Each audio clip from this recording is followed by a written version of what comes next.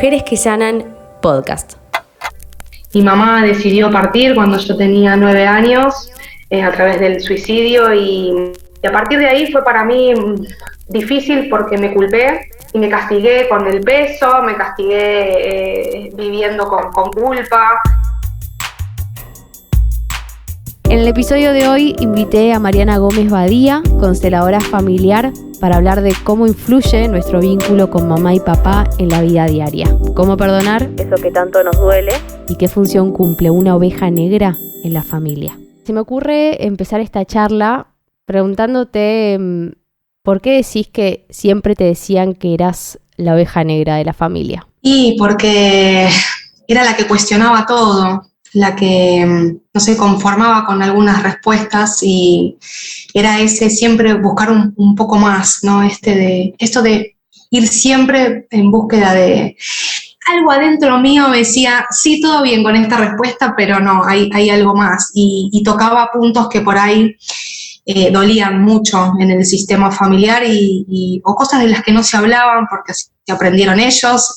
Entonces yo venía como a romper un poco esas estructuras, esos mandatos y fui literalmente negra porque tuve una época en la que después entendí que vivía en duelo, ¿no? Era vestida de negro, pintada de negro, o sea, literalmente, creo que lo sigo siendo, a mucha honra.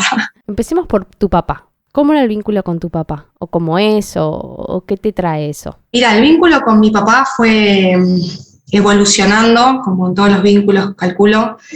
Al principio era como muy distante porque mi mamá lo abarcaba todo, era como si ella pusiese un poco más del 50%, ¿no? que como mamá le correspondía, entonces habían espacios que a mi papá no se le daban y eso lo puedo entender más hoy. Entonces él trabajaba mucho, estaba poco en casa. No, si vos me preguntás recuerdos de la niñez de juego, tengo muy pocos. Entonces así fuimos, ¿no? Creciendo como con ese vínculo un poco más distante, la relación un poco más distante. Hoy es distinta, creo que los dos aprendemos el uno del otro y tuve la suerte de que él también me lo diga. Fue un regalo muy grande que me diga estoy aprendiendo mucho de vos. Y empezamos a encontrarnos desde otros lugares donde mi gran desafío fue aceptarlo tal y como es y dejar de esperar otra cosa. Menudo desafío, ¿no? Ahora en un ratito te voy a preguntar qué trae el vínculo con papá desde las constelaciones y qué significa. Qué interesante, ¿no? Cuando con nuestros papás no tuvimos un vínculo de cercanía, de grandes es un poco conocer a la otra persona, ¿no? Como para tener algún tipo de diálogo, para compartir cosas. Es como, puede llegar a ser un desconocido aunque hayas vivido toda la vida con él.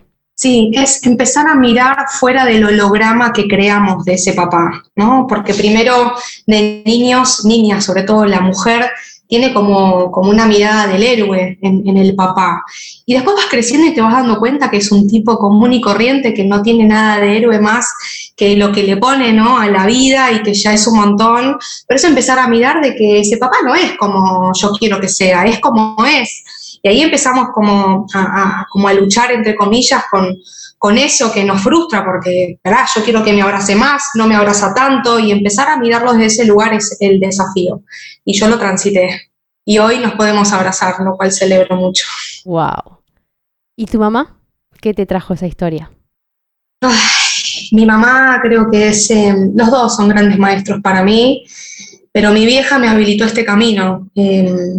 Mi mamá decidió partir cuando yo tenía 9 años a través del suicidio y a partir de ahí fue para mí difícil porque me culpé, me creí como la responsable. Los niños tienen mucho miedo a perder a sus papás y yo tenía ese miedo con ella y pasó, entonces me conté que yo lo creé y me castigué con el peso, me castigué viviendo con culpa. Y mi vieja me trae esto de aceptar el destino del otro, que también no es como nosotros queremos que sea, y empezar también, desde que fui mamá, empezar a mirar ese lugar con otros ojos. Así que mi vieja me trajo eso, ¿no? Ojo, hoy recuerdo cosas por ejemplo, cómo le gustaba, ella era maestra jardinera, así que escribir, pintar cosas que hacía para mí, cómo ella a su forma transmitía el amor que en ese momento yo 9 años, imagínate, sentí que no había sido suficiente, que había elegido partir y no quedarse conmigo, con mi hermano. Así que ese fue también el desafío, aceptar su destino, honrarlo y no caer en ese destino yo también, ¿no? Mi gran miedo era ser igual que ella en ese aspecto. Es que hay algo que nos persigue un poco, que es el fantasma de volver a repetir, ¿no? Pienso, no sé, si tuviste una mamá que fue depresiva, tenés miedo de ser depresiva. ¿Por qué nos pasa eso? En frase sería el yo te sigo, mamá, yo te sigo en la muerte, yo te sigo en tu destino. Y fue mi gran fantasma, porque, qué sé yo, tenía un noviecito en la adolescencia y lloraba, un gran desamor y esa angustia. Yo decía, ay, soy igual a mi mamá, o mirá, tengo conflictos para dormir, no, soy igual a mi mamá. Hay cosas que uno también se va contando y pasa precisamente por esto, ¿no? Por la lealtad y esta lucha interna que tenemos entre seguirte en tu destino o seguir el mío. Y seguir el mío también tiene un costo y a veces nos queda como la culpa. Para mí, cumplir 35 años, yo no te puedo explicar lo que fue, le tuve mucho miedo a los 35 porque ella se murió teniendo 35 años, entonces, y ni te cuento pasarlos cuando cumplí los 36. Decís, bueno, no, es que la vida siempre va hacia adelante y la vida siempre puede más y agradecer eso, ¿no? Honrar en cada año que uno cumple también el destino de ella, que fue lo que me motivó en la búsqueda personal para estar hoy acá hablando de esto con vos. Pienso en cómo la relación, estos vínculos primarios, después inciden en todos los demás vínculos, ¿no? Inclusive en cómo vemos la vida. Entonces, ¿cómo hacer con un papá que fuiste conociendo más de grande y con una mamá que se fue tan pronto? Después eso, ¿cómo ibas plasmándolo en otros vínculos? Si se pudiera resumir, ¿no? Pero ¿cómo se juega eso después con otras personas? Y fue complejo porque yo, 9 años, me siento completamente abandonada por mi mamá, con una relación con un papá, como te decía, más distante, porque no había esos espacios con él en ese momento. Después entendí que mi mamá no se los daba, pero yo no lo veía, lo vi más de grande. Entonces yo sentía que mis amigas me dejaban de lado, que no podía pertenecer a un grupo, me contaba que era porque era gorda, entonces como era la gorda no podía pertenecer a un grupo porque eran todas flacas, o ir a bailar. Tenía mucho miedo que las parejas me abandonen, entonces lo fui trasladando. Así como tuve conflictos con trabajos, que venía más con la energía de papá, uno lo va trasladando a sus espacios, a sus áreas, con mi hija. Entonces hay que ir a mirar de raíz lo que llamamos el movimiento interrumpido. ¿Qué pasó con este movimiento interrumpido del amor con mamá, con papá?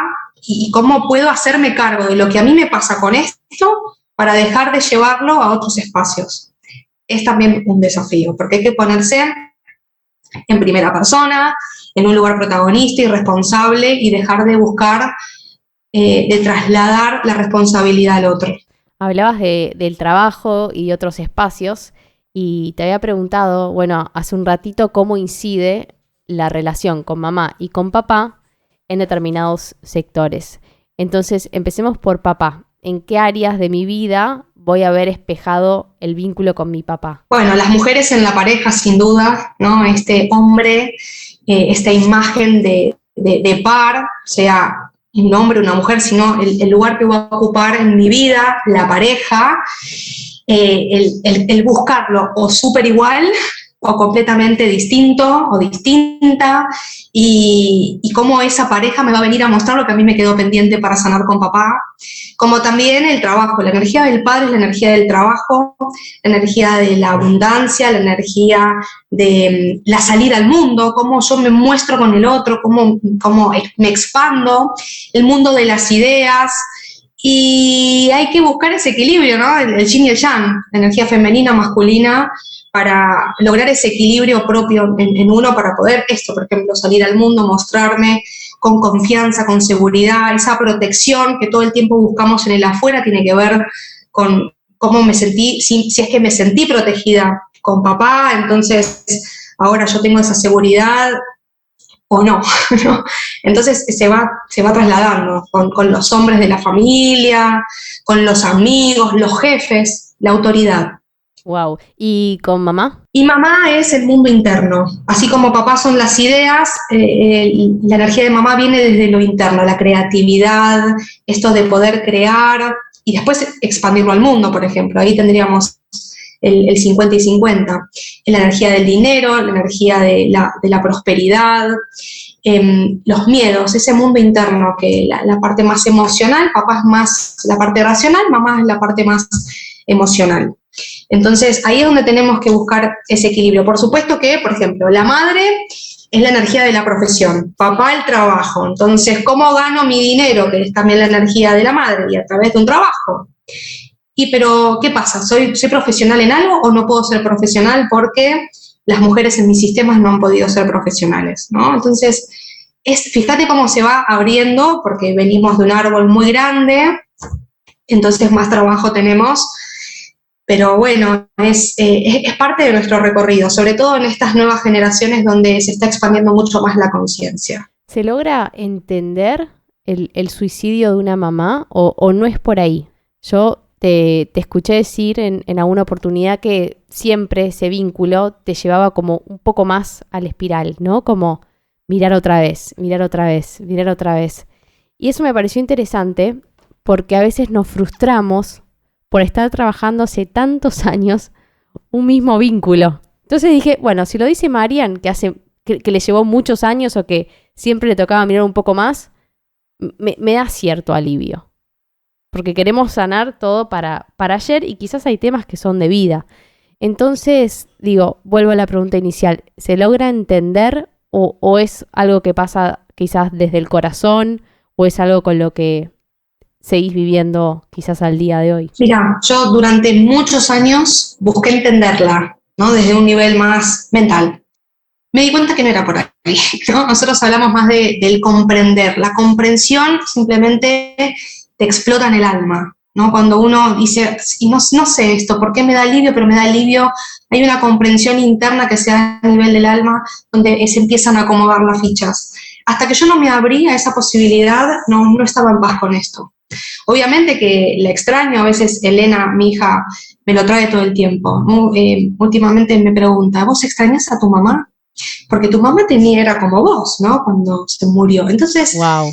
Sí, la extraño y sí está bien extrañar, porque tenemos una concepción de la muerte acá en Occidente arraigada al sufrimiento, al apego, la pérdida, y hay que empezar a abrirnos a conectar con la partida desde otro lugar.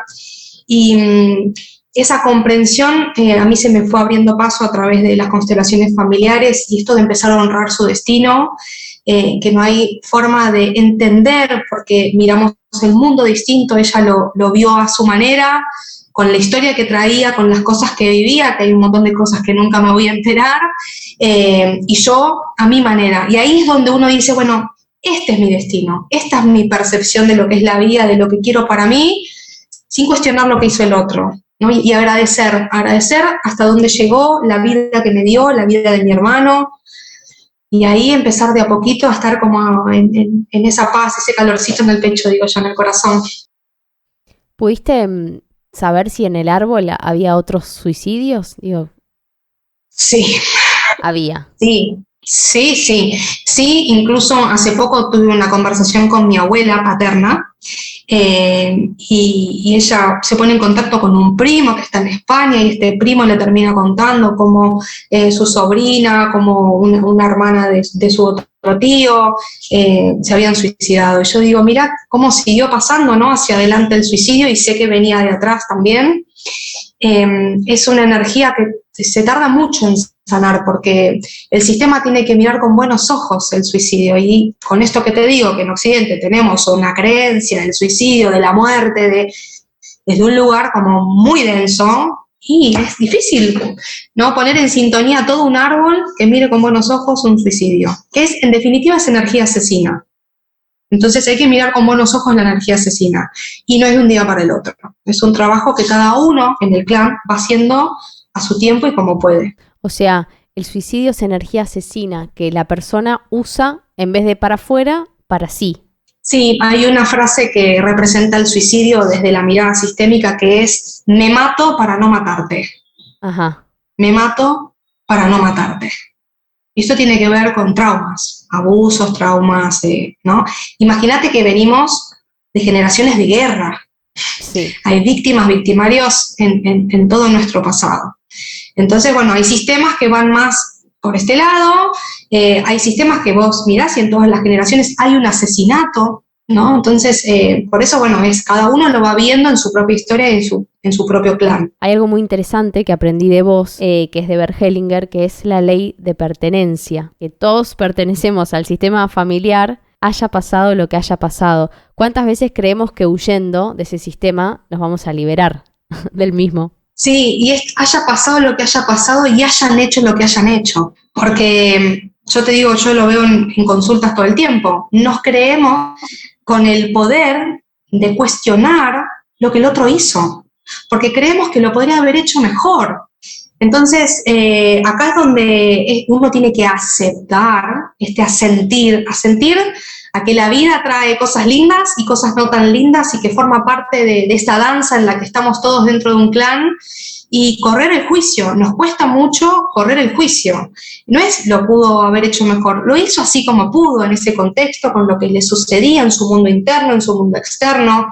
Hoy nosotros podemos darnos el permiso de hacerlo distinto, no mejor, distinto, con nuestros recursos, que vienen de allá también, de esos recursos que ya se instalaron en el clan. ¿Dialogás hoy con tu mamá? Poco, pero sí, ¿no? La otra vez decía, mirá, la comunidad enorme que somos en Ecos, y la verdad, vieja, mirá, ¿no? Esto es gracias a vos, y también se lo he podido decir a mi papá. Yo agradezco todo lo que aprendí de vos, lo que pude tomar, porque los padres muchas veces dan y nosotros no podemos tomar, y yo eso me pude hacer cargo, ¿no? Que no podía tomar porque quería otra cosa, y esto de decir gracias, che, mira, estás en Elena, estás en mí, porque el pasado está latiendo todo el tiempo en nosotros, no nos damos cuenta que el presente es una causalidad gracias a lo que pasó primero. Entonces, eso, ¿no? Agradecer esas sincronías, y decir, che, la vida pudo más, mira que no fue en vano la vida que me diste, o veo mensajes, me llegan señales, a vos, las mejores amigas de mi mamá de la infancia, que de repente me encuentran por Instagram, me escriben, me mandan un audio, compartimos WhatsApp, y como de alguna forma, no sé qué cosas me voy a enterar o cosas voy a descubrir de mi mamá, pero sé que está ahí, y estoy súper receptiva a esas señales y muy agradecida también. Vamos a hacer un acto de psicomagia. Hay una persona escuchando este podcast ahora que necesita esta información. Esa persona se sintió identificada con lo que contaste y encontró muchos pasajes de su propia vida en tu historia. Te pido que le entregues simbólicamente a esa persona una caja con las características que vos quieras, ahora me la vas a contar, y que adentro la caja tenga lo que vos elijas. Puede ser un objeto, puede ser un mensaje, puede ser una palabra o puede ser una frase. Entonces te voy a dar tiempo, todo lo que necesites para que lo prepares, pensalo tranqui, diseñalo, y cuando la tengas, contame cómo es la caja, si tiene algún color, alguna forma y qué tiene adentro. Te iba escuchando y se me venía la imagen como de un cofre en color plata, con muchas, con estilos diferentes de flores y ramas como grabadas en esa plata, sin llave, sin candado, y adentro esta frase que creo que me representa y siento que me representa, y que es: sana el que insiste, sana quien insiste. Con esto que hablábamos del querer todo ya, bajar un poco, ¿no?, como a tierra y a conciencia de que no es todo ya y que eso también está bien, y que insistir implica ir al barro, que no es un proceso cómodo, pero que es para valientes y para todas estas personas que venimos rompiendo estructuras, que está bien ser distinto y insistir, ¿no?, en conectar con nuestro destino. Así que la frase es: sana quien insiste, en ese cofre color plata. Gracias a vos, un placer. Lo tomo. Marian, muchísimas gracias por pasar por Mujeres que Sanan. Si te gustó este episodio, recordá suscribirte apretando el botón seguir y la campanita de al lado para escuchar todos los demás. Conectate conmigo en mi cuenta de Instagram, @Agustina_Basi, y en YouTube, Mujeres que Sanan.